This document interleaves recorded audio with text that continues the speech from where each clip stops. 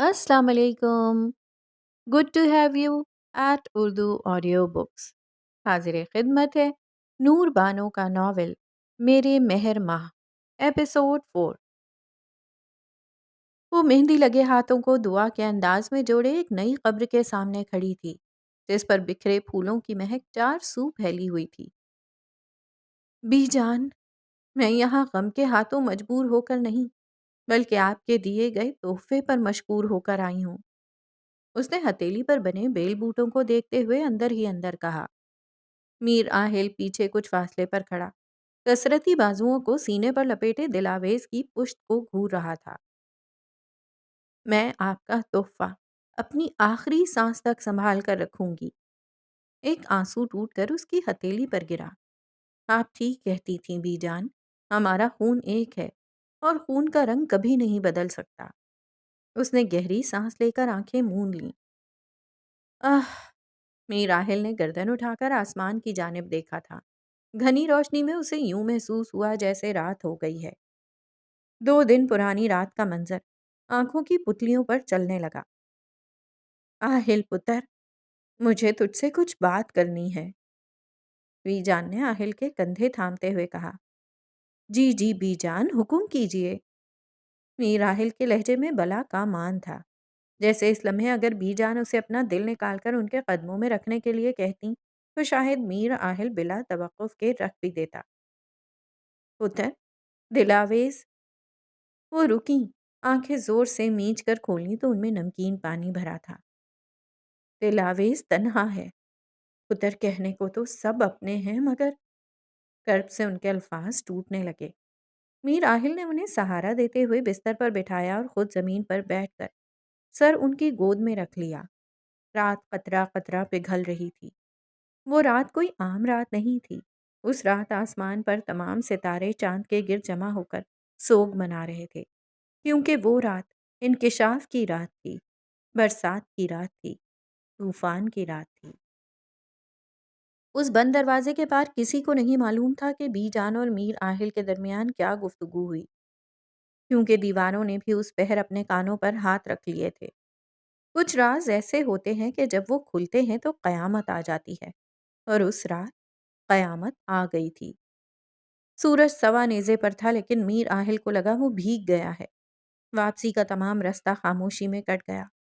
गाड़ी गांव की पक्की सड़क पर फर्राटे मारती रही, और वो घड़ी करीब आ गई जो सबसे मुश्किल और तकलीफ दे थी, जुदाई की घड़ी। मीर आहिल की तैयारी मुकम्मल हो गई थी। हवेली के बाहर तमाम गाड़ियां और मकीन मीर आहिल के मुंतजिर थे। मुलाजिम एक एक करके तमाम सफरी बैग्स उठाकर गाड़ी में मुंतकिल कर रहा था। जब वो आया था तो दिलावेश की जगह कुछ और थी। अब वो जा रहा था तो उसका मकाम कुछ और था। कुछ लोग अचानक गैर मुतवक्का तौर पर आपकी ज़िंदगी में शामिल होते हैं और आपकी ज़िंदगी को असरे नौ बदल देते हैं। मीर आहिल स्याह रंग के सूट में मलबूस था। बालों को जेल की मदद से दाएं जाने टिका रखा था। कलाई में रोलेक्स घड़ी चमक रही थी। वो जाने के लिए बिल्कुल तैयार खड़ा था। उसने परफ्यूम का आखिरी पफ गर्दन के पास छिड़क कर एक निगाह शीशे में खुद को देखा, तो निगाहें नीले रंग के फूलदार शलवार कमीज में मलबूस खामोश से नाजुक सरापे पर ठहर गईं। वो जा रहा था। हाँ, तो क्या हुआ? वो भी तो 2 दिन बाद इंग्लैंड आने वाली थी। मीराहिल ने गहरी सांस ली और दिलावेज की सांसें रुक गईं। उसने मुड़कर दिलावेज को देखा तो दिलावेज ने नजरें मजीद झुका दी। वक्त ने दो बिल्कुल ही मुख्तलिफ लोगों को एक साथ एक जिंदगी गुजारने पर मजबूर कर दिया था। एक में चांद की सिफतें थीं, तो दूसरे में सूरज की गर्मजोशी। अब क्या मुझे गुड बाय स्पीच देनी होगी? उसने कोट का बटन मुकफ्फल करते हुए सोचा। अहम। वो आहिस्तगी से खांसा, जैसे कुछ कहने से पहले तमहीद बांध रहा हो। अगर किसी भी किस्म का कोई मसला हो या फिर कोई इमरजेंसी हो, कहते हुए कोट की पॉकेट से एक मोबाइल निकाल कर दिलावेज की जानिब बढ़ाया, तो मुझे कभी भी कॉल कर सकती हो। इसमें मेरा और मेरे पीए माइकल का नंबर महफूज है। अब वो मुकम्मल तवज्जो के साथ दिलावेज को देख रहा था, जो गुमसुम सी खड़ी उस टच स्क्रीन मोबाइल को घूर रही थी। وہ کچھ دیر دلاویز کو اس انتظار میں دیکھتا رہا کہ اب وہ اس کے ہاتھ سے موبائل تھام لے گی اور مشرقی بیویوں کی طرح اس سے کچھ کہے گی، کوئی ایموشنل سی اسپیچ دے گی، مگر ایسا کچھ نہیں ہوا۔ اس کی خاموشی میر آہل کو زچ کر رہی تھی۔ مجھے آج کی تاریخ میں انگلینڈ واپس جانا ہے، لفظوں پر زور دیتے ہوئے کہا تو دل آویز نے فوراً سے موبائل تھام لیا۔ میر آہل نے خفگی سے سر جھٹکا اور سست روی سے قدم اٹھاتے ہوئے آگے بڑھنے لگا، جیسے اسے امید تھی کہ دل آویز ابھی اسے پیچھے سے پکارے گی، اسے پیچھے سے پکار کر روک لے گی، اسے روک کر اپنا خیال رکھنے کو کہے گی۔ وہ کمرے سے باہر نکل گیا مگر کسی نے اسے نہیں پکارا۔ وہ راہداری میں چھوٹے چھوٹے قدم اٹھاتا سیڑھیوں کی جانب بڑھ رہا تھا۔ سنیے، ابھی اس نے قدم سیڑھی پر رکھا بھی نہیں تھا کہ ایک نسوانی آواز نے اس کے قدم زنجیر کیے۔ وہ آہستگی سے گھوما، آنکھوں میں نرم سا احساس تھا، چہرے پر فتح کے تاثرات تھے۔ اس کا دل اپنی چاہت کی تکمیل پر مسکرایا تھا، لیکن اگلے ہی لمحے اس کی مسکراہٹ کا پرچہ کٹا تھا۔ موبائل کا پاسورڈ کیا ہے؟ آگے سے معصومیت بھرے انداز میں استفسار کیا گیا۔ میر آہل کا دل جو ابھی اپنی چاہت کی تکمیل پر شادیانے بجا رہا تھا، جھاگ کی طرح بیٹھ گیا۔ چہرہ یکدم سپاٹ ہوا اور ہونٹ سختی سے بھنج گئے۔ پاسورڈ؟ اس نے آئی بروز اچکاتے ہوئے اسے گھور کر دیکھا، جیسے وہ اسے اپنا سوال تبدیل کرنے کا آخری موقع دے رہا ہو۔ جی، پاسورڈ۔ پر وہاں سے بلا کی معصومیت کا مظاہرہ کیا گیا۔ میر آہل کا دل کیا کہ وہ اپنا سر دیوار سے دے مارے۔ بی جان، صرف آپ کی خاطر میں یہ عورت برداشت کر رہا ہوں۔ اس نے اوپر دیکھتے ہوئے خفگی سے دانت پیسے۔ اس نے صبر کا گھونٹ پیتے ہوئے گہری سانس ہونٹوں کے درمیان سے خارج کی اور تند مزاجی سے دلاویز کو دیکھتے ہوئے قریب آیا تو وہ ذرا پیچھے کھسکی، مگر میر آہل بھی ڈھیٹ تھا۔ وہ پھر چند قدم سرعت سے طے کرتا اس کے قریب آیا۔ دونوں کے درمیان فاصلہ بہت کم تھا۔ دلاویز کو اپنی سانس رکتی ہوئی محسوس ہوئی۔ میر آہل آہستگی سے اس کے کانوں کی جانب جھکا تھا۔ اس لمحے اسے ایسا محسوس ہوا کہ گردش ایام تھم چکی ہے، صرف دل دھڑکنے کا شور تھا جو سنائی دیتا تھا۔ دلاویز، اس نے مدھم سی سرگوشی کی۔ میر آہل کے پرفیوم کی خوشبو اس کی سانسیں الجھانے کے لیے کافی تھی۔ اس کی گرفت موبائل پر سخت ہوئی۔ وہ پیچھے ہوا اور ایک گہری نظر اس ریت کی گڑیا پر ڈالی جو چھونا تو دور محض پکارنے سے ہی ڈھیر ہو جاتی، اور وہ میر آہل کو ایسی ڈری سہمی سی بہت بھا رہی تھی۔ اس نے دلاویز کو پکارنا مناسب نہیں سمجھا اور آہستگی سے واپس زینوں کی جانب مڑ گیا، اور دلاویز پتھر کا مجسمہ بنی وہیں کھڑی رہ گئی۔ میر آہل حویلی سے باہر نکلا تو تمام ملازم اور میر خلیل اس کے منتظر تھے۔ زلیخا البتہ وہاں موجود نہیں تھی۔ کریم ایک کونے میں منہ چھپائے کھڑا تھا۔ اس کی صحیح درگت بنائی تھی آہل نے۔ اب وہ دوبارہ ایسی غلطی کی جرات بھی نہیں کر سکتا تھا۔ وہ گاڑی کی جانب مڑا تو ایک عجیب سے احساس نے اس کے دل کو گھیرا۔ چیزیں اپنے مقام پر رہتی ہیں مگر لوگ چلے جاتے ہیں۔ یہ بی جان کی غیر موجودگی تھی جس نے اس کے قدموں میں لرزش پیدا کی تھی، جسے میر خلیل سمجھ گئے تھے۔ انہوں نے محبت و اپنائیت سے میر آہل کے کندھے کو تھپ تھپایا تھا۔ گاڑی میں بیٹھنے سے پہلے اس نے یوں ہی سر اٹھا کر اوپر دیکھا تھا۔ آج بھی اسے کھڑکی پر ویسا ہی ہیولا سا نظر آیا تھا، ایک نازک سا سراپا جو شاید اسے ہی دیکھ رہا تھا۔ وہ مبہوت سا اوپر دیکھے گیا۔ اوپر بھی کچھ یہی حال تھا۔ یہاں ابھی عہد و پیما سے گزرنے کی قسمیں نہیں کھائی گئی تھیں، نہ ہی جذباتوں کا تبادلہ خیال ہوا تھا، مگر پھر بھی یوں محسوس ہوا جیسے دل کا ایک ٹکڑا ٹوٹ کر یہیں رہ گیا ہو۔ یہاں سے جاتے ہوئے اسے پہلی بار محسوس ہوا کہ پیچھے کچھ باقی رہ گیا ہے۔ بے چینی محبت کی دوسری سیڑھی تھی جس پر میر آہل نے دوسرا قدم رکھا تھا۔ اس نے آنکھوں پر چشمہ ٹکایا اور کندھے اچکاتے ہوئے گاڑی میں بیٹھ گیا، اور دلاویز پردے کی اوٹ میں اپنے محرم کو نظروں سے اوجھل ہو جانے تک دیکھتی رہی تھی۔ وقت صرف ایک ہی صورت میں رکتا ہے، تب جب محبوب نظروں سے اوجھل ہو، تب وقت رک جایا کرتا ہے۔ دلاویز کو بھی وقت رکا ہوا محسوس ہوا۔ 2 دن، 2 صدیوں پر محیط ہو گئے، مگر اس کے برعکس میر آہل کو وقت کے گزرنے کا بالکل بھی احساس نہیں ہوا۔ برمنگھم واپس آتے ہی کاموں کی ایک لمبی فہرست تھی جو اس کی منتظر تھی۔ ہاں، کیونکہ میر راہل کو ابھی محبت نہیں ہوئی تھی۔ اسے ابھی محبت کے جذبے سے روشناس ہونے کے لیے بہت سی منزلیں طے کرنی تھیں۔ ہر منزل کے اپنے قوانین تھے جسے میر راہل کو ہر صورت ماننا تھا۔ محبت جب کسی کو اپنی آغوش میں لیتی ہے تو سب سے پہلے اس شخص سے تمام اختیارات چھین لیتی ہے، اس کی ذات سے خود کی چاہ مٹا کر اس میں محبوب کی طلب بھر دیتی ہے۔ وہ ڈری سہمی جہاز کی ونڈو سیٹ پر بیٹھی کھڑکی کے باہر آسمان کو روبرو دیکھ رہی تھی۔ جہاز بادلوں کی وادیوں میں تھا۔ اس نے ایک نظر کھڑکی سے باہر تیرتے بے خوف بادلوں کو دیکھا اور پھر فوراً آنکھیں بند کر لیں اور جلدی جلدی آیت الکرسی کا ورد کرنے لگی۔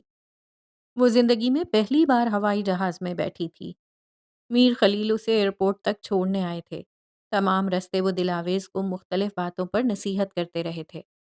ان کے لہجے سے صاف عیاں تھا کہ وہ دلاویز کے اس طرح تنہا پرائے ملک جانے سے مطمئن نہیں ہیں، مگر کوئی دوسرا چارہ بھی نہیں تھا۔ وہاں اس کا شوہر تھا جو دلاویز کو بطور امانت میر خلیل کے پاس رکھوا کر گیا تھا۔ اہم اہم کسی نے پاس سے گلا کھنکارا تو اس نے جھٹ سے آنکھیں کھولیں۔ ایک 30 سے 35 سال کا درمیانے قد کاٹ کا شخص اس کے برابر میں براجمان تھا، جس کی آنکھیں نیلے سمندر کی متشابہ تھیں۔ سنہرے بال 1 انچ میں کٹے ہوئے تھے۔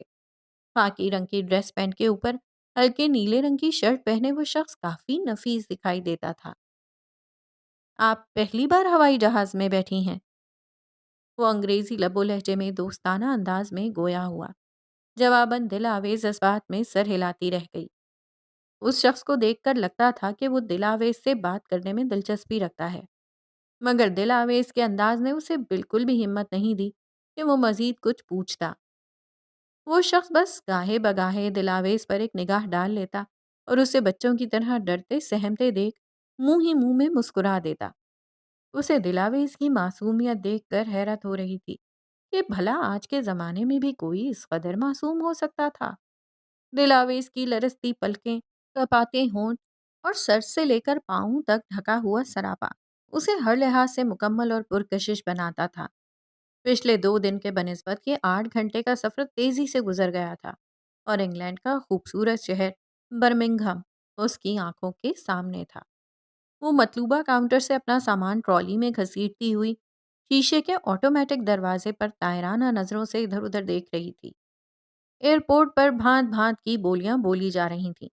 الگ الگ تہذیب و تمدن کے لوگ اپنے پیاروں کو ریسیو کرنے آئے ہوئے تھے۔ وہ ٹرالی گھسیٹتے ہوئے مزید قریب آئی، مگر وہاں نہ میر آہل تھا اور نہ ہی اس کا کوئی ملازم۔ چاچو نے تو کہا تھا وہ میری فلائٹ لینڈ ہونے سے پہلے ہی آ جائیں گے۔ وہ فکر مندی سے گردن دائیں سے بائیں ہلاتی متلاشی نظروں سے دیکھنے لگی۔ ہیلو مس، ایک سنی سنی سی آواز اسے اپنے پشت سے ابھرتی سنائی دی۔ وہ پلٹی تو دیکھا یہ وہی شخص تھا جو فلائٹ میں اس کی برابر والی نشست پر براجمان تھا۔ وہ مسکراتے ہوئے اسی سے مخاطب تھا۔ جی، اس نے لیے دیا انداز میں جواب دیا۔ آپ لگتا ہے پہلی بار انگلینڈ آئی ہیں۔ اگر آپ چاہیں تو میں آپ کی مدد کر سکتا ہوں۔ اس نے فوراً ہی مدد کی پیشکش کی۔ جان نام پہچان تو میرا مہمان، علاویز نے دل ہی دل میں سوچتے ہوئے اسے اوپر سے لے کر نیچے تک جانچتی نظروں سے دیکھا۔ نہیں نہیں، پلیز مجھے غلط مت سمجھیں، میرا آپ سے فلرٹ کرنے کا کوئی ارادہ نہیں تھا۔ وہ تو بس آپ مجھے معصوم سی لگیں تو سوچا مدد کی پیشکش کر دوں۔ وہ کھلے دل سے مسکراتے ہوئے وضاحت دینے لگا۔ نہیں، بہت شکریہ، میرے ہسبینڈ مجھے لینے آنے والے ہیں۔ اس نے ہوا کے باعث سر سے پھسلتے دوپٹے کو پیشانی سے آگے کرتے ہوئے پورے اعتماد سے کہا۔ یہ جملہ کہنے کی دیر تھی کہ سامنے والے شخص کا کھلکھلاتا چہرہ بجھ گیا۔ اوہ، تو آپ شادی شدہ ہیں؟ لہجے میں افسردگی کا عنصر نمایاں تھا۔ مائی بیڈ، اس نے سر کو نفی میں سرسری انداز میں ہلایا۔ خیر، یہ میرا کارڈ ہے، آپ کو کبھی بھی اس شہر میں کوئی بھی کام پڑے مجھے ضرور یاد کیجیے گا۔ اس شخص نے ننھا سا ایک کارڈ دلاویز کی جانب بڑھایا جسے دلاویز نے جھجکتے ہوئے تھام لیا۔ وہ مسکراتے ہوئے اپنا سفری بیگ گھسیٹتے ہوئے مخالف سمت کی جانب بڑھ گیا۔ اور دلاویز ایک بار پھر ایئرپورٹ پر تنہا رہ گئی۔ ابھی تھوڑے ہی لمحے سرکے تھے کہ ایک نفیس سی نسوانی آواز اس کی سماعتوں سے ٹکرائی تھی۔ ہیلو مس دلاویز۔ ایک لمبی سی دبلی پتلی خوبصورت نقوش کی لڑکی اسے مسکرا کر مخاطب کر رہی تھی۔ جی؟ وہ ہچکچائی۔ میرا نام جولیانا ہے۔ مسٹر میر آہل نے مجھے آپ کو ایئرپورٹ سے ریسیو کرنے بھیجا ہے۔ Welcome to Birmingham. اس نے سفید اور پیلے رنگ کے پھولوں کا خوشبودار گلدستہ دلاویز کی جانب بڑھایا۔ دلاویز نے ایک نظر بھر کر سفید رنگ کی شرٹ کے ساتھ پہنے لائٹ پنک کلر کی گھٹنوں تک آتی اسکرٹ میں ملبوس خوش شکل لڑکی کو دیکھا۔ اس کے بال لائٹ براؤن تھے جو کندھوں سے تھوڑا نیچے تک آتے تھے۔ جولیانا نے مہارت سے تراشے ہوئے بالوں کو نیچے سے کرل کر کے کندھوں پر پھیلا رکھا تھا۔ اس کے بالوں اور آنکھوں کا رنگ ایک جیسا تھا۔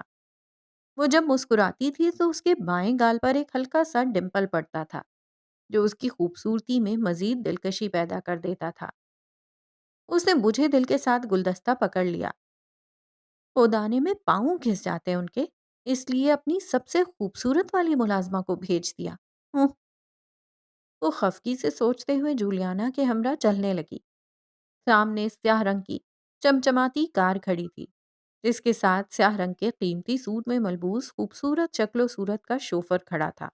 اس نے نہایت ہی پروفیشنل انداز میں دلاویز کو ویلکم کہتے ہوئے گاڑی کا پچھلا دروازہ کھولا تھا۔ واہ، یہاں کے ڈرائیور تو ہمارے فلمی اداکاروں سے زیادہ خوبصورت ہیں۔ اس نے دل ہی دل میں ایک اور شوشہ چھوڑا۔ میں آپ سے معذرت چاہتی ہوں مس دلاویز کہ آپ کو ایئرپورٹ پر انتظار کرنا پڑا۔ جولیانا نے مسکرا کر معذرت خواہانہ انداز میں کہا۔ دلاویز اور جولیانا گاڑی میں آمنے سامنے بیٹھے ہوئے تھے۔ کوئی بات نہیں، ویسے انہوں نے آپ کو کیوں بھیج دیا؟ وہ خود کیوں نہیں آئے؟ معصوم لہجے میں سوال کیا گیا۔ جواباً جولیانا کھل کر مسکرائی تھی۔ اسے دلاویز کی معصومیت بہت اچھی لگی تھی۔ دراصل میم، سر لندن کسی نئے پروجیکٹ کی میٹنگ کے سلسلے میں گئے ہوئے ہیں۔ اس نے رک کر دلاویز کے چہرے کے تاثرات دیکھے جہاں ایک عجیب سی یاسیت تھی۔ مگر آپ فکر مت کریں، سر آج شام ہی میٹنگ وائنڈ اپ کر کے واپس آ جائیں گے۔ اس نے اس معصوم کو تسلی دینی چاہی۔ وہ اب اداس نظر آ رہی تھی۔ وہاں تو میری بہت فکر تھی انہیں۔ ایک ہفتے کے بجائے 2 دن بعد کی ٹکٹس بک کروائیں تاکہ مجھے حویلی میں تنہا چچی اور کریم کے ساتھ نہ رہنا پڑے، اور جب میں آ گئی ہوں تو مجھے لینے تک نہیں آئے، ملازموں کی فوج بھیج دی۔ وہ اندر ہی اندر اپنے اداس دل سے گلہ کرنے لگی۔ گاڑی برمنگھم کے ایک پوش علاقے میں واقع ایک خوبصورت سے بنگلے کے سامنے جا کر رکی۔ ایجبسٹن برمنگھم کے متمول علاقوں میں شمار کیا جاتا ہے جو اپنی نباتاتی باغ اور شجرگاہ کے لیے کافی شہرت رکھتا ہے۔ شوفر نے ایک چھوٹا سا ریموٹ کنٹرول نکال کر دروازے کی جانب رخ کر کے ایک بٹن دبایا تو بیرونی دروازہ خود بخود کھلتا چلا گیا۔ دلاویز چند لمحوں کے لیے مبہوت ہوئی۔ جولیانا کی شوفر کی جانب پشت تھی، مگر وہ دلاویز کے چہرے پر حیرانگی سے آتے جاتے تاثرات دیکھ کر اندازہ لگا سکتی تھی کہ اس کے لیے یہ سب کچھ بالکل نیا ہے۔ وہ کسی چھوٹے بچے کی طرح آنکھیں گھما گھما کر حیرت سے ارد گرد دیکھ رہی تھی۔ جولیانا اسے دیکھ کر محظوظ ہوئی۔ وہ بہت معصوم اور پیاری تھی، بالکل چھوٹے بچے کی طرح۔ گاڑی سرمئی اینٹ کی روش پر چلتی اندرونی گیٹ کے سامنے رکی جہاں چند ملازم دلاویز کے استقبال کے لیے پہلے سے کھڑے تھے۔ شوفر نے دروازہ کھولا تو وہ آہستگی سے گاڑی سے اتری اور سر اٹھا کر اس عالی شان گھر کو دیکھا جو اس کی جنت بننے والا تھا۔ اس کی پشت پر ایجبسٹن کے سبز باغ چہک رہے تھے۔ ایک ملازم نے جھک کر خوش آمدید کہتے ہوئے لال گلابوں کا گلدستہ اس کی جانب بڑھایا۔ اس بار دلاویز پورے اعتماد سے گلدستہ تھامتے ہوئے مسکرائی۔ اس کی مسکراہٹ میں تفاخر تھا، خوشی تھی، مان تھا، کیونکہ یہ گھر اس کے شوہر کا تھا۔ دوسرے ملازم نے دلاویز کے لیے لکڑی کا بلند قامت دروازہ کھولا۔ دلاویز کو لگا وہ کسی جنت میں آ گئی ہے۔ وہاں رکھی ہر شے انتہائی قیمتی اور خوبصورت تھی۔ گھر بہت قرینے سے سجایا ہوا تھا۔ وہاں کسی بھی شے کی کمی نہیں تھی۔ ہر چیز پرفیکٹ تھی، پرفیکٹ اینڈ بیوٹیفل۔ وہ ایڑیوں کے بل گھوم گھوم کر ہر چیز دیکھ رہی تھی، قیمتی فرنیچر، قیمتی فانوس۔ میم، آپ کا کمرہ اس طرف ہے، جولیانا نے ایک سمت اشارہ کرتے ہوئے کہا۔ ملازم اس کا سامان کمرے میں پہلے ہی رکھوا چکے تھے۔ اس کا کمرہ نہایت خوبصورت تھا، خوبصورت پردے، نرم گداز جہازی سائز کا بستر، قدموں تلے ایرانی قالین بچھا ہوا تھا جس میں دلاویز کے پاؤں دھنسے چلے جا رہے تھے۔ کھڑکی کے باہر گارڈن کا منظر دکھائی دے رہا تھا جہاں مالی پودوں میں پانی ڈال رہا تھا۔ کونے میں ایک اسٹڈی ٹیبل اور ریک بھی موجود تھا۔ بستر کے سامنے والی دیوار پر 50 انچ کا LED نصب تھا۔ امید ہے آپ کو اپنا بیڈ روم پسند آیا ہوگا میم، جولیانا نے مسکرا کر کہا۔ بہت اچھا ہے، جواباً وہ بھی گرمجوشی سے مسکرائی تھی۔ سب کچھ اس کی توقع سے زیادہ اچھا اور شاندار تھا، اور یقین کرو جب سب کچھ اچھا اچھا ہوتا جائے تو سمجھ جانا کہ اب کچھ برا لازمی ہونے والا ہے۔ آپ کے لیے باتھ روم ریڈی کروا دیا ہے، آپ فریش ہو کر کھانا کھا لیں اور کسی بھی شے کی ضرورت ہو تو آپ انٹرکام کر سکتی ہیں۔ جولیانا یہ کہتے ہوئے کمرہ مقفل کر کے وہاں سے چلی گئی اور دل آویز کچھ پل یوں ہی قالب ذہنی کی حالت میں بند دروازے کو مسکرا کر گھورتی رہی۔ پاکستان کی سرد ہوا میں خنکی کی ملاوٹ بتدریج بڑھ گئی تھی۔ آسمان پر تاریکی پھیلتے ہی گاؤں کی گلیوں میں خوفناک سناٹا پھیل جاتا۔ کتوں کے بھونکنے کی آوازیں انسان کے تن بدن میں خوف کی لہر دوڑا دیتیں۔ ایسے میں زلیخا باتھ روم میں بیسن پر جھکی شیشے میں نہ جانے کون سا نقطہ تلاش کر رہی تھی۔ واش بیسن کے نل سے برق رفتاری سے پانی بہہ رہا تھا۔ بی جان کی موت، دل آویز کی بربادی اور 2 دن بعد میر آہل کی واپسی، اور پھر شاید ہی وہ پلٹ کر آتا۔ کتنا بہترین لاہ عمل تشکیل دیا تھا انہوں نے۔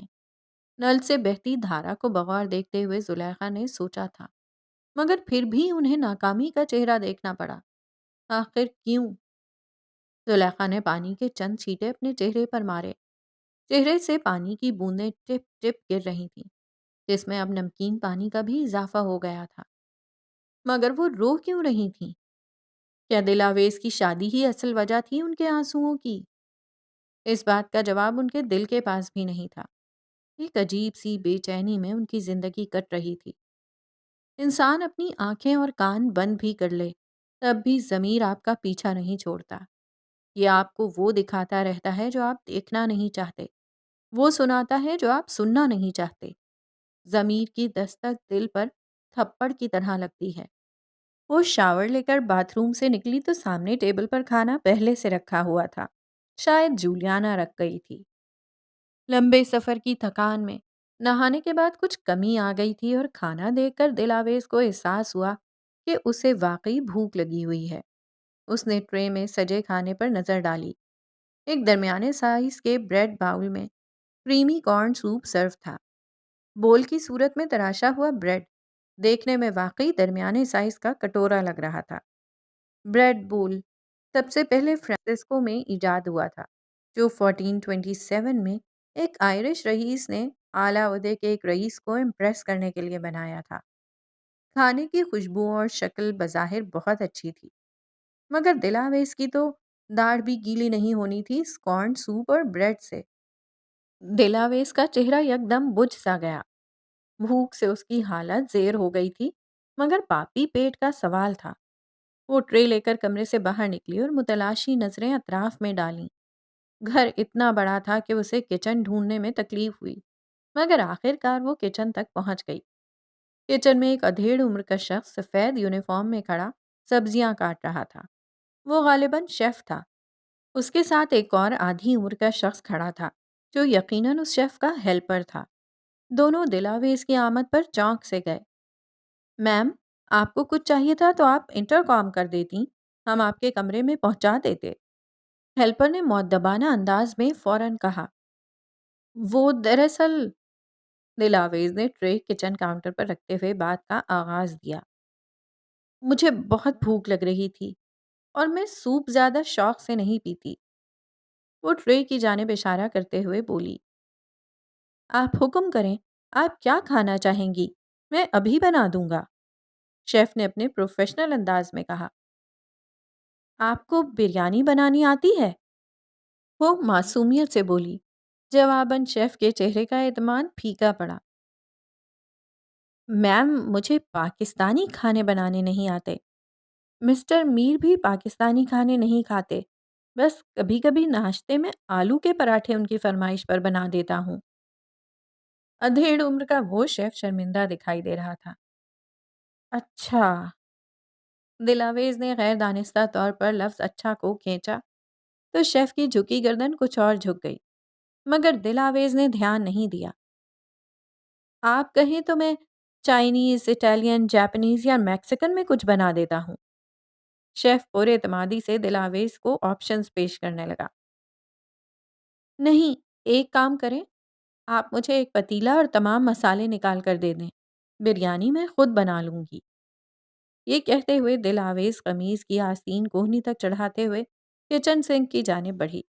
شیف اور ساتھ کھڑا شخص حیرت سے ایک نظر دلاویز کو پھر ایک دوسرے کو دیکھنے لگے۔ حکم کی تعمیل ان کی جاب تھی۔ شیف کے ساتھ کھڑے ہیلپر، جس کا نام جیری تھا، اسبات میں سر ہلاتے ہوئے دلاویز کی ہدایات پر عمل کرنے لگے۔ دلاویز پورے انہماک اور اعتماد سے کچن میں کام کر رہی تھی۔ شیف کو اس کے کام کرنے کے انداز پر تعجب ہوا۔ وہ کسی ماہر شیف کی طرح ہاتھ چلا رہی تھی۔ ایک ایک چیز آن پوائنٹ تھی۔ شیف کو دلاویز بہت بھلی معلوم ہوئی۔ وہ کسی مؤدب غلام کی طرح دلاویز کے پیچھے ہاتھ باندھے کھڑا اسے بریانی بناتے دیکھ رہا تھا۔ میر آہل کی گاڑی جس وقت پورچ میں آ کر رکی، رات کے 9 بج چکے تھے۔ شوفر نے میر آہل کے لیے گاڑی کا پچھلا دروازہ کھولا۔ وہ ایک نگاہ کلائی پر بندھی گھڑی پر ڈالتے ہوئے گاڑی سے باہر نکل آیا۔ مائیکل ڈرائیور کے ساتھ والی نشست پر براجمان تھا۔ ہاتھوں میں چند فائلز تھیں۔ میر آہل چند لمحے یوں اندرونی گیٹ کو گھورتا رہا جیسے سوچ رہا ہو کہ اندر جائے یا نہیں۔ اس نے کندھے اچکائے۔ مائیکل گاڑی سے اتر کر میر آہل کے عقب میں آ کر کھڑا ہو گیا۔ کیا ہوا سر؟ آپ یہاں کھڑے کیا سوچ رہے ہیں؟ مائیکل آہل کے ساتھ پچھلے 7 سالوں سے کام کر رہا تھا۔ اس کے مزاج کی تبدیلی سے لے کر ماتھے پر پڑتی شکن کو وہ بخوبی جانتا تھا، اور ایک اچھے اور وفادار غلام کی یہی اچھی خوبی ہوتی ہے کہ وہ مالک کے بدلتے ہر مزاج کو پہچان لیتا ہے۔ اسے اندازہ تھا کہ وہ دروازے پہ رکا کیا سوچ رہا ہے۔ Mike, you know me very well, right? Mir Aahil دونوں ہاتھ جیب میں ڈالے، گردن ترچھی کیے مائیکل کی جانب دیکھتے ہوئے بولا تو مائیکل جھینپ گیا۔ پھر پرابلم کیا ہے سر؟ وہ بات کو گھمانے پھرانے کے بجائے سیدھا مدعے پر آیا۔ پرابلم، میر آہل زیر لب بڑبڑایا، جیسے کوئی مناسب سا جواب کھوج رہا ہو۔ چند لمحے یوں ہی گزر گئے۔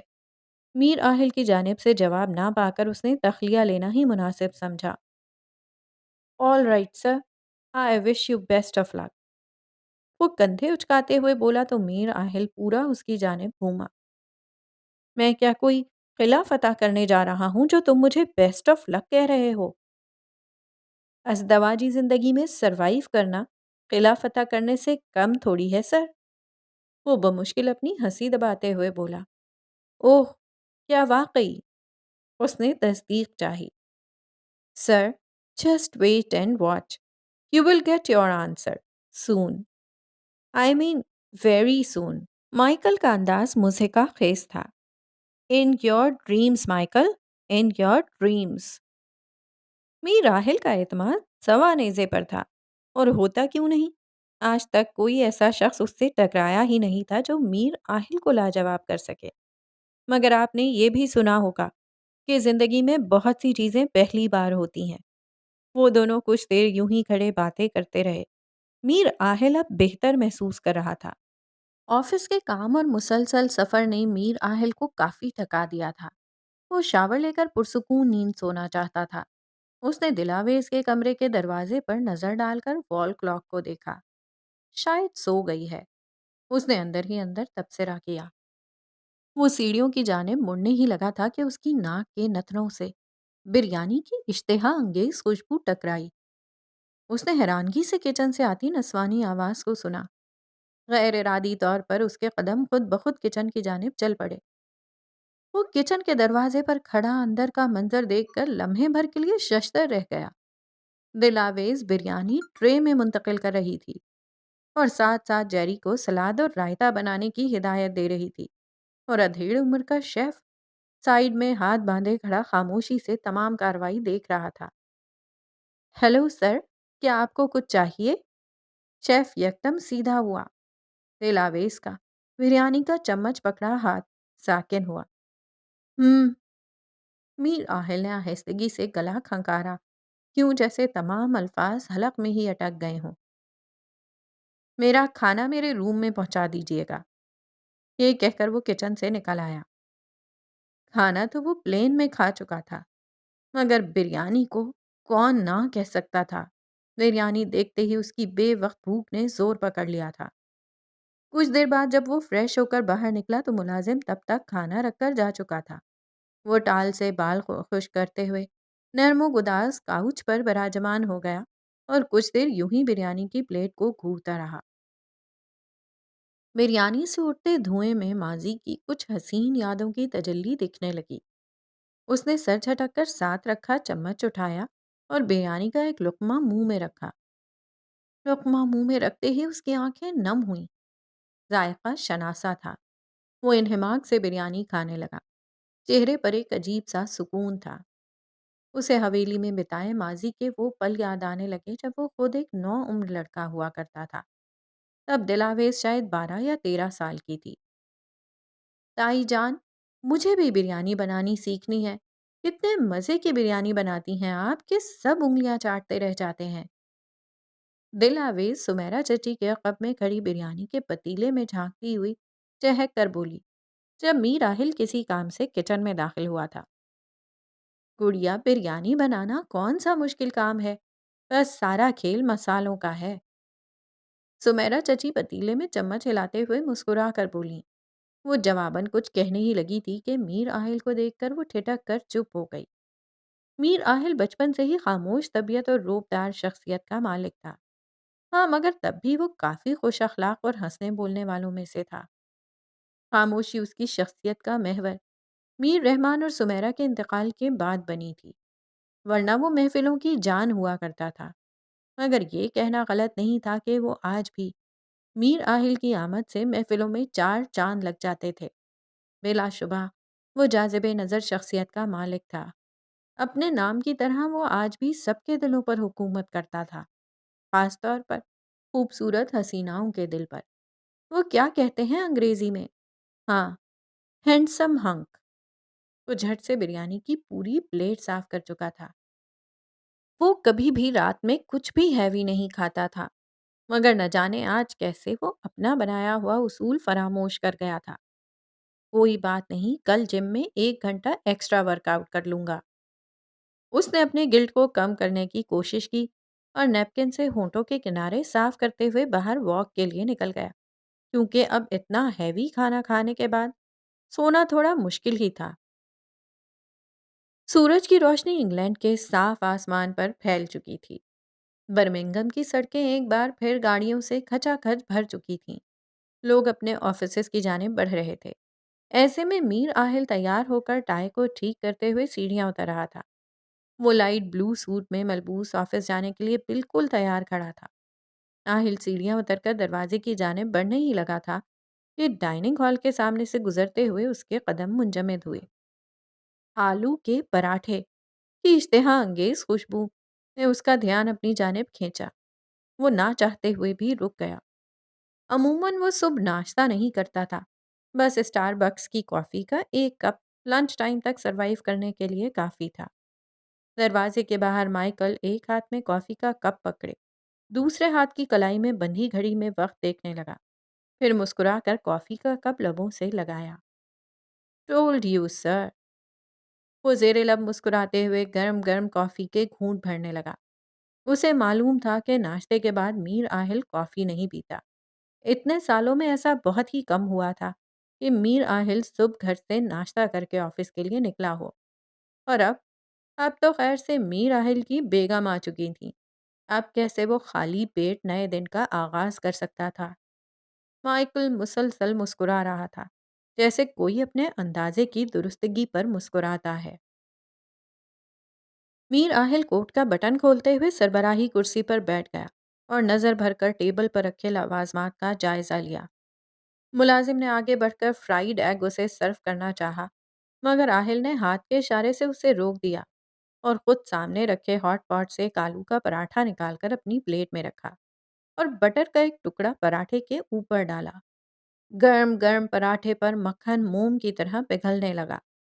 پہلا نوالا لیتے ہی اس کے چہرے پر بشاشت پھیل گئی۔ اتنے لذیذ پراٹھے اس نے برسوں بعد کھائے تھے۔ شیف نے میر آہل کے حکم پر آلو کے پراٹھے بنانے سیکھ تو لیے تھے، مگر ان میں وہ ذائقہ نہیں تھا جو ان پراٹھوں میں تھا۔ اسے احساس ہی نہیں ہوا کب وہ 2 پراٹھے کھا گیا۔ حلق سے خارج ہوتی ڈکار کو اس نے بمشکل منہ پر نیپکن رکھ کر روکا۔ ملازم نے ٹیبل سے پلیٹ اٹھاتے ہوئے کنکھیوں سے میر آہل کو دیکھا تھا، مگر اس نے فوراً نظریں دوسری جانب پھیر لیں۔ وہ کل سے عجیب برتاؤ کر رہا تھا۔ ملازموں کا چونکنا تو بنتا تھا۔ کوئی بات نہیں، 2 کی جگہ 4 گھنٹے ورک آؤٹ کر لوں گا۔ اس نے ایک بار پھر اپنے دل کو تسلی دے کر خاموش کروا دیا، جو اسے مسلسل اپنے اصول توڑنے پر ملامت کر رہا تھا۔ مگر یہ تو بیچارہ دل بھی نہیں جانتا تھا کہ آنے والے کل میں اسے اور کیا کیا جھیلنا پڑے گا۔ مائیکل بیک ویو مرر میں بار بار میر آہل کے چہرے پر آتے جاتے رنگ دیکھ رہا تھا۔ میر آہل غیر آرام دہ سا بار بار پہلو بدل رہا تھا۔ اتنا عرصہ انگلینڈ میں گزارنے کے بعد اس کا کافی، بوائل انڈے اور کارن فلیکس پر چلنے والا میدا، مسالے دار بریانی اور تیل میں نہائے پراٹھوں کو قبول نہیں کر پا رہا تھا۔ حویلی میں بھی وہ کھانے پینے میں بہت احتیاط کیا کرتا تھا، مگر کل رات سے سارا نظام ہی درہم برہم ہو کر رہ گیا تھا۔ اس لڑکی کا داخلہ کچن میں ممنوع کرنا پڑے گا، ورنہ یہ 1 ہفتے میں ہی میری ڈائٹ پلان کا جلوس نکال دے گی۔ وہ نہ چاہتے ہوئے بھی یہ اعتراف کر بیٹھا تھا کہ دلاویز کے ہاتھ میں بھرپور ذائقہ تھا۔ کچھ دیر بعد میر آہل اپنے آفس میں پاور سیٹ پر براجمان تھا اور روزمرہ کی طرح مائیکل اسے آج کا شیڈیول بتا رہا تھا۔ I think it's enough for today. Cancel all the meetings. میر آہل نے ٹائی ڈھیلی کرتے ہوئے اسے ٹوکا۔ Are you okay, sir? نہ چاہتے ہوئے بھی مائیکل پوچھ بیٹھا۔ ہاں، میں بس ٹھیک ہوں، آج موڈ نہیں کام کرنے کا، اس نے سرسری انداز میں کہا اور پھر اپنے ہی الفاظ پر خود ہی حیران ہوا۔ جواباً مائیکل نے بھی حیرت سے میر آہل کو دیکھا۔ جس شخص کی پہلی اور آخری ترجیح ہمیشہ اس کا کام رہی ہو، ایسے شخص کے منہ سے ایسی بات سننا واقعی حیرت میں مبتلا کرنے والی بات تھی۔ وہ یہ پورا ویک میں کافی مصروف رہا ہوں، ڈیلیگیشنز، میٹنگز، کانفرنسز وغیرہ وغیرہ۔ اس نے لیپ ٹاپ پر کچھ ٹائپ کرنے کی اداکاری کرتے ہوئے ایکسکیوز دیا۔ یس سر، آئی انڈرسٹینڈ۔ مائیکل نے اچھے امپلائی کی طرح اپنے باس کا بھرم رکھتے ہوئے اس کی ہاں میں ہاں ملائی۔ میر آہل کی خاموشی اس بات کا اشارہ تھی کہ وہ جا سکتا ہے۔ مائیکل نے ہاتھ میں پکڑی فائل ٹیبل پر رکھی اور دروازے کے پاس پہنچ کر وہ رکا۔ ایک ہاتھ ہینڈل پر رکھتے ہوئے وہ آہستگی سے واپس گھوما۔ چہرے پر شرارت بھری مسکان نمودار ہوئی۔ سر، میں آپ کے لیے جنجر ٹی بھیجتا ہوں۔ ہونٹ دباتے ہوئے اس نے میر آہل کے چہرے کے تاثرات دیکھے۔ Because ginger helps speed up the digestion process and empty your stomach more quickly.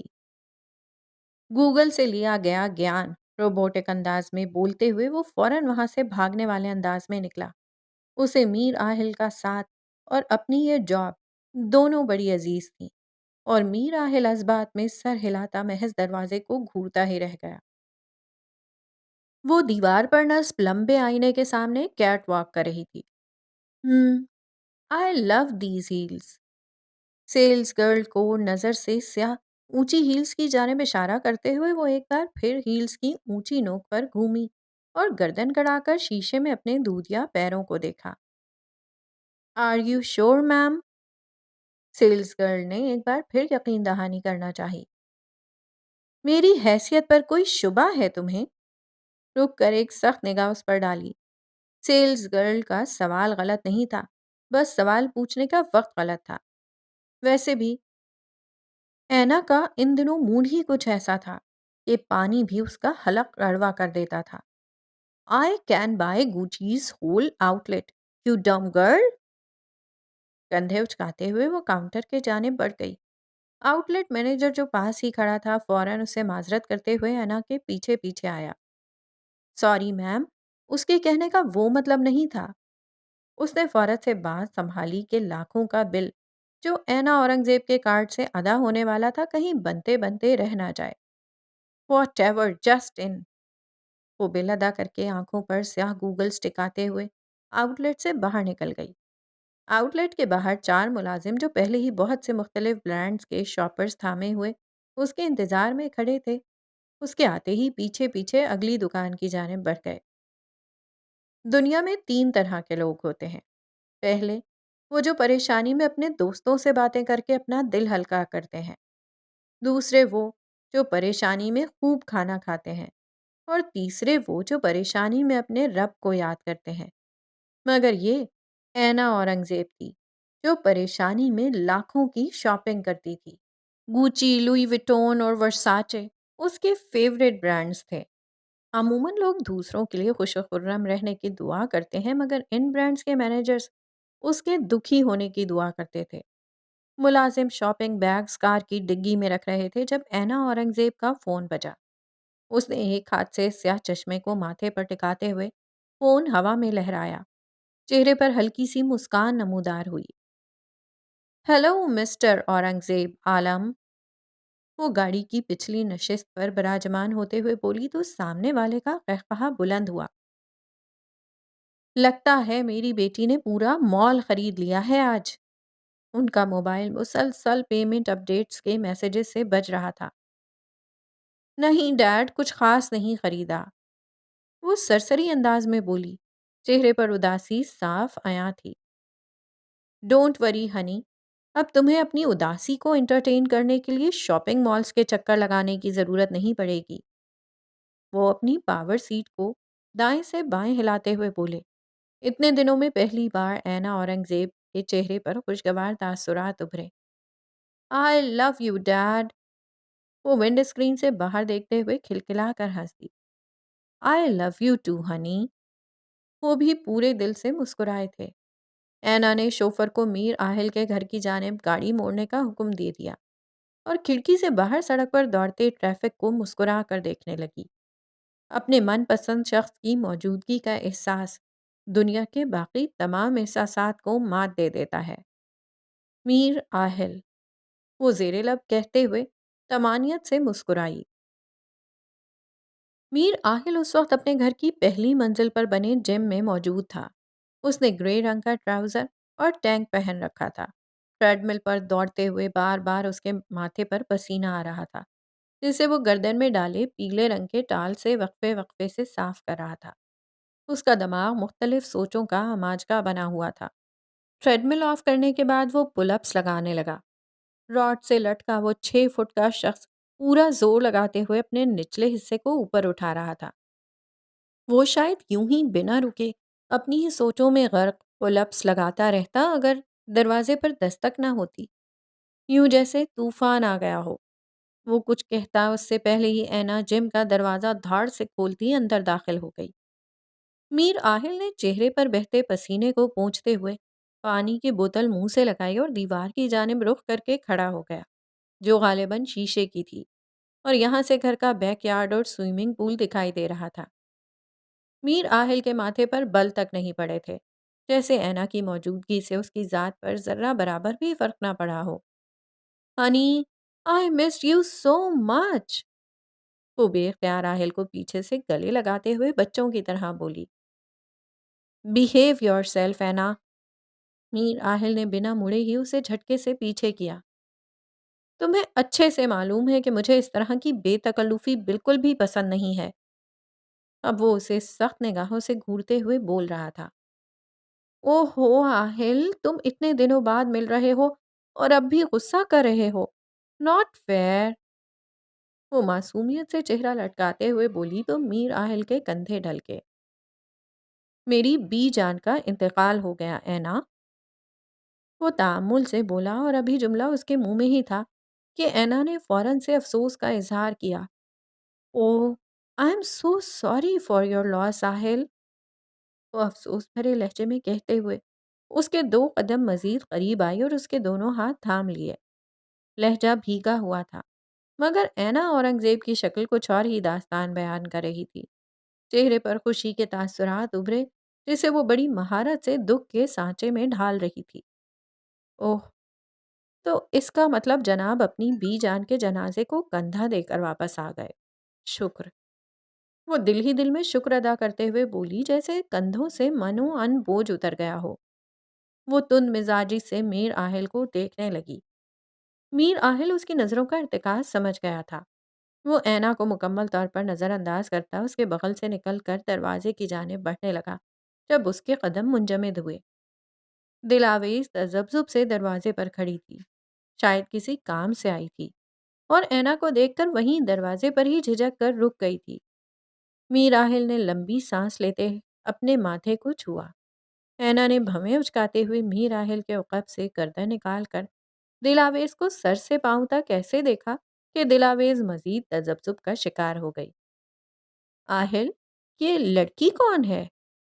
وہ گردن گڑاتے ہوئے سراپا سوال بن گئی۔ یہ میر آہل چند قدم دل آویز کی جانب بڑھا۔ اینا کی جانب اس کی پشت تھی اس لیے وہ اس کے تاثرات دیکھنے سے قاصر تھا۔ یہ میری بیوی ہے، دل آویز میر، مائی بیٹر ہاف۔ کتھئی رنگ کی آنکھیں لمحہ بھر کے لیے سیاہ آنکھوں سے ٹکرائیں۔ یکدم اینا کی سانسیں ساکن ہوئیں، وہ سانس لینا بھول گئی۔ میر آہل نے پیچھے مڑ کر اینا کو دیکھنے کی زحمت تک نہیں کی۔ وہ عقب میں سر جھکائے نازک سے سراپے کو دیکھتا رہا اور بنا کچھ کہے وہاں سے چلا گیا۔ اب وہاں دلاویز اور اینا اورنگزیب تنہا رہ گئے تھے۔ اینا کو دلاویز نازک اور خوبصورت لگی تھی، اور اس کا خوبصورت ہونا اس کے وجود میں اس لمحے اس طرح سے بجلیاں گرا رہا تھا کہ کوئی اینا کو اس لمحے چھو لیتا تو کرنٹ کے جھٹکے لگنے کے باعث منٹوں میں فوت ہو جاتا۔ اینا اونچی ہیل پر آہستگی سے بلی کی چال چلتی دلاویز کے نزدیک آئی۔ خاموش کمرے میں ہائی ہیلز کی ٹھک ٹھک نے ارتعاش پیدا کیا۔ دل آویز میر، ایک ایک لفظ توڑ توڑ کر کہتے ہوئے وہ اس کے عین سامنے آ کر کھڑی ہو گئی۔ دل آویز نے نظر اٹھا کر سامنے کھڑی اس مغرور لڑکی کا چہرہ دیکھا۔ سر سے پاؤں تک وہ حسن کا تراشا ہوا کوئی مجسمہ لگ رہی تھی۔ ہوں، مسز میر آہل، مائی فٹ۔ ہیل کو زمین پر زور سے پٹکتے ہوئے اس نے سیڑھیوں کا رخ کیا۔ غصے کی جگہ دکھ نے لے لی۔ سرخ آنکھوں میں انگارے کی جگہ گرم پانی تیرنے لگا۔ چوٹ دل پر لگے تو دوا سے آرام کی توقع کرنا حماقت ہے، اور ٹھکرائے جانے کی اذیت کا تریاق تو ویسے بھی آج تک کوئی ڈھونڈ نہیں سکا ہے۔